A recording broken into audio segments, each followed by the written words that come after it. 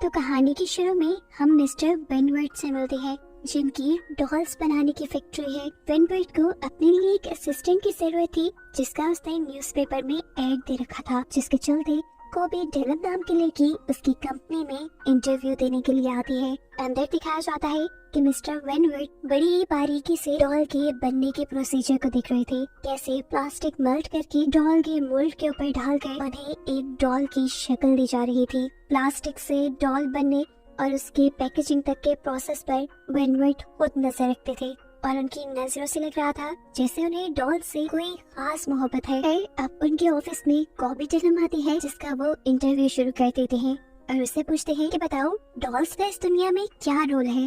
कोबी ने जवाब दिया, डॉल्स बिल्कुल इंसानों की तरह हैं। गॉड ने भी इंसानों को डॉल्स की तरह ही इस दुनिया में भेजा। उसकी बात सुनते ही वेनवर्थ ने फौरन उसकी बात काट दी और बोला, नहीं, डॉल्स मासूम होती है, इंसान गुनाह करते हैं और डॉल्स कुछ नहीं करती। खैर, ये कहने के बाद वो कोबी डिलन को घर जाने के लिए कह देता है। क्वालिफिकेशन रिक्वायरमेंट से ज्यादा होने के बावजूद भी उसे कोबी इस जॉब के लिए ठीक नहीं लगी। हालांकि कोबी ने उसे यकीन भी दिलवाया कि वो बहुत मेहनत करेगी और अपने आप को प्रूफ भी कर देगी। खैर, कोबी जैसे ही घर जाने के लिए पीछे मुड़ी तो हमें दिखाया गया कि उसे वेनवर्थ के ही किसी आदमी ने किडनैप कर लिया है। अब कोबी को जब होश आया तो वो वेनवर्थ के पैलेस में थी, जिस पैलेस को ठीक डॉल हाउस की तरह डिजाइन किया गया था। इस टाइम उसके सामने वेनवर्थ खुद बैठा था, जो उसे बताता है कि अगला पूरा हफ्ता वो यही उसकी इस डॉल हाउस में गुजारेगी और किसी ब्यूटी पेजेंट गेम की तरह उसे यहाँ की हर गेम में पार्टिसिपेट भी करना होगा।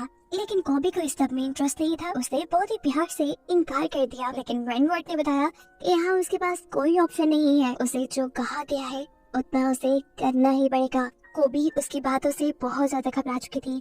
उसके जाने के बाद कोबी ने यहाँ से भागने की कोशिश भी की, लेकिन वेनवर्थ की सेक्रेटरी ने उसे पकड़ लिया और भागने की उसकी सारी कोशिशें नाकाम कर दी। एक प्लान फेल होने के बाद कोबी ने भागने के लिए दूसरे प्लान्स को यूज करना शुरू किया। उसने सारी विंडोज और दरवाजे देखना शुरू कर दिए जो बाहर की तरफ खुलते थे, लेकिन तभी पीछे से एक लड़की ने आकर कोबी को बताया कि ये पैलेस पूरी तरह सील्ड है। इसे डिजाइन ही इस तरीके से किया गया है कि इसके अंदर आने वाला कोई मेन दरवाजे के अलावा कहीं और से बाहर ना जा सके। और वो लड़की सब इसलिए चाहती थी क्योंकि उसने भी भागने की कोशिश की थी। अभी तक कोबी को ये बात नहीं मालूम थी कि इस महल में और कोई भी कैद है, क्योंकि उसने अभी तक महल में सिर्फ बड़ी बड़ी डॉल्स के अलावा कुछ नहीं देखा था। पीछे मुड़ने पर पता चला कि ये बड़ी बड़ी डॉल्स असल में इंसान थी, जिन्होंने मुंह पे मास्क लगाया हुआ था और इन सबको भी वेनवर्थ कोबी की तरह ही किडनैप करके यहाँ लाया था इस अजीब से कंपटीशन के लिए। यहाँ पर मौजूद एक डॉल कोबी को बताती है कि यहाँ पे होने वाला कंपटीशन असल में एक लड़की सिलेक्ट करेगा जो आइडियल होगी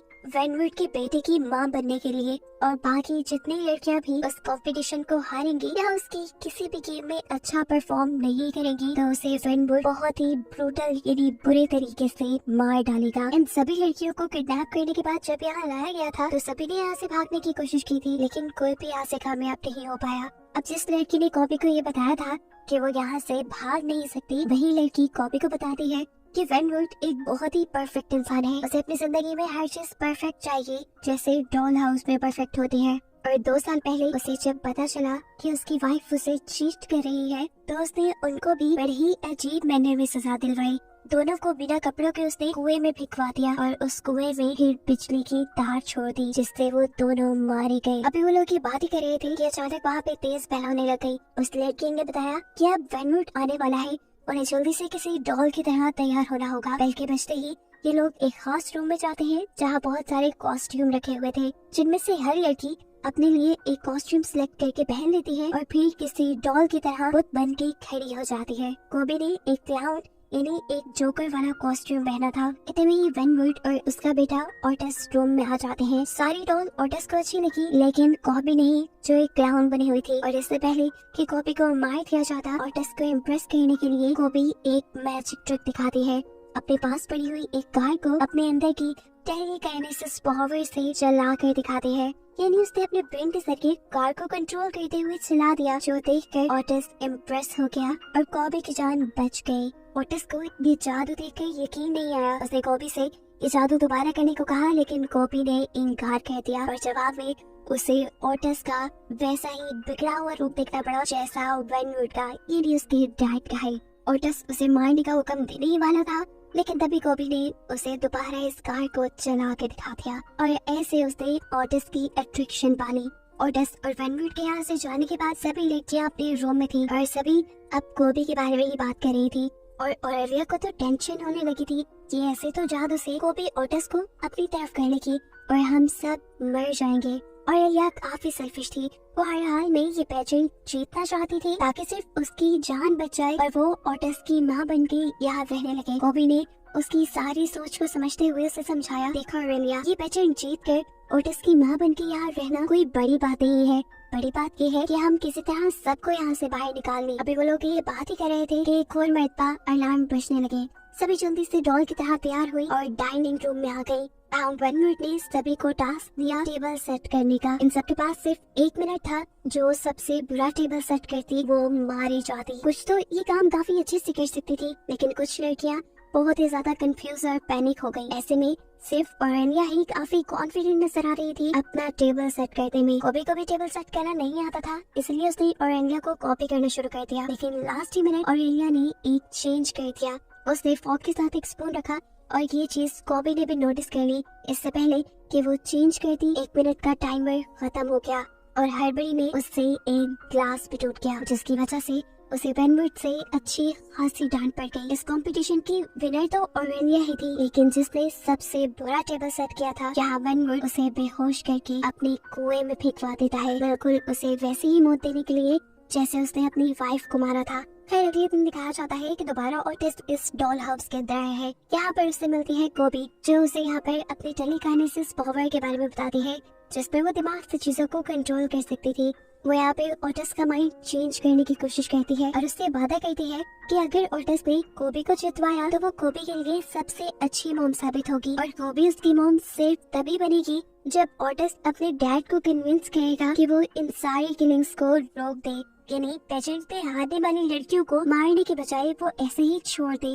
अब दूर खड़ी ओरेलिया जो इन पे नजर रखी हुई थी, उन्हें इन दोनों की बातें तो नहीं सुनाई थी, लेकिन हाँ उसे ये जरूर लगा कि कोबी ओटिस को अपनी तरफ करने की कोशिश कर रही है और ऐसे उसकी जीतने के चांसेस खत्म हो रहे हैं। क्या रात में दिखाया जाता है कि ओटिस कोबी के कहने पर वेनवुड से बात करने के लिए आया कि वो सभी लोगों को छोड़ दे और उसे कोबी अपनी मोम के तौर पे पसंद आ गई है। लेकिन इससे पहले कि वो ये सारी बात वेनवुड को बता पाता, उसे नोटिस किया कि वेनवुड अपने बिजनेस की वजह से बहुत परेशान है। वो और परेशान न हो जाए इसलिए ओटिस ने उसे कोई बात नहीं की। अगली सुबह एक और बेल बजती है, यानी इनका एक और कंपटीशन शुरू हो जाता है, जिसमें सभी लड़कियों को शर्ट्स दी गई थी और उन पर स्टार्च स्प्रे करके उन्हें प्रेस करना था। सभी अपने काम में लग जाती है और इनका फिर टाइम खत्म हो जाता है। इस मरतबा भी ओरेलिया ने सबसे परफेक्ट शर्ट प्रेस की थी। एक दूसरी लड़की ने तो स्टार्च की जगह एक दूसरा स्प्रे यूज कर लिया था और कोबी ने अपनी शर्ट जला दी थी। अपनी गलती की वजह से कोबी को मारा भी जा सकता था, लेकिन यहाँ वेनवुड उसे मारने के बजाय उसका बस हाथ ही चलाता है, जिससे ओरेलिया और ऑडियंस ये अंदाजा लगा पाती है कि कहीं न कहीं वेनवुड के भी दिल में कोबी के लिए जगह बनने लगी थी। अब वो जब चौथी लड़की के पास जाता है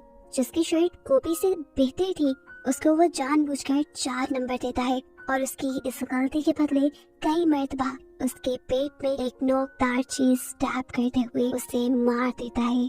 अब सीन कट हो गए, हमें कोबी और उसके साथी को एक रूम में दिखाया जाता है, जहां वो डिस्कस कर रहे थे कि वो मरने के बजाय यहाँ से भाग भी सकते हैं, क्योंकि उनको ओरेलिया ही जीतने वाली लग रही है।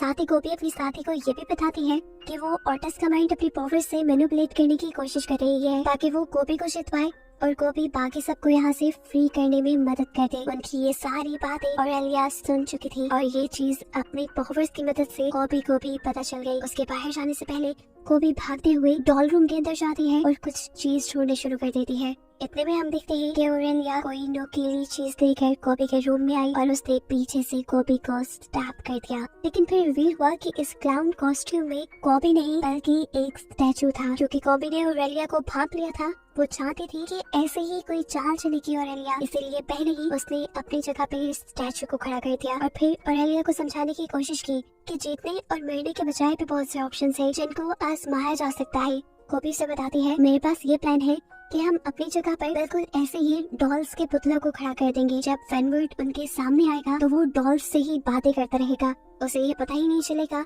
कि हम उसके सामने नहीं है और इसी चीज का फायदा उठाते हुए हम मेन डोर से भाग जाएंगे। अब सीन कट होता है और हमें दिखाया जाता है कि ओटिस अपने घर में जाता है। उसने अपने डैड और उसके मैनेजर को बातें करते हुए सुना कि वो बाकी लड़कियों का आखिरी टेस्ट यानी वफा का टेस्ट करेंगे और जिसने बेवफाई की वो मारा जाएगा। अब वेनवर्ट इस डॉल हाउस के अंदर आ जाता है और इनके नए कंपटीशन के लिए बेल बजा देता है। ये वो टाइम था जब कोबी को अपने प्लान को एग्जीक्यूट करना था। ये लोग वेनवर्ट को धोखा देने के लिए उसकी बताई जगह पर स्टैचू खड़े कर देते हैं, जिसके बाद कोबी अपनी टेलीकाइनेसिस पावर की मदद से डोर का लॉक ओपन करती है और ये तीनों उनको झांसा देते हुए यहाँ से निकल जाते हैं। कोबी को यहाँ से जाना अच्छा नहीं लग रहा था क्योंकि उसने ओटिस से अच्छी मोम बनने का वादा किया था।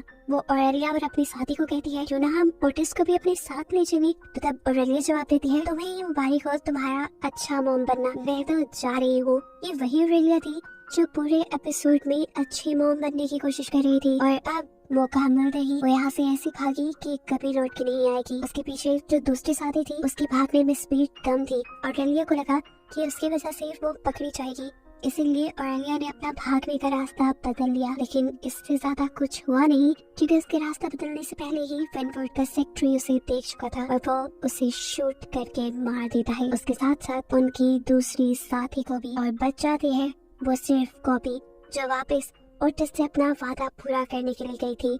उसकी वफादारी को देखते हुए अब वेनवर्ट ने फैसला किया था कि वो कोबी को ही अपनी बेटे की मॉम के तौर पे एक्सेप्ट करेगा। अब सवाल ये है कि उसे ऑरेलिया और दूसरी लड़की के भागने के बारे में पता कैसे चला। असल में उसने इन बड़ी बड़ी डॉल्स के अंदर माइक्स लगाए हुए थे जिसकी वजह से वेनवर्ट पहले ही इनके प्लान के बारे में जान गया था और इसीलिए तो वो इनका फेथ टेस्ट ले रहा था जिसमें कोबी पास हो गई क्योंकि वो वापस ओटिस से अपना वादा पूरा करने के लिए आई थी।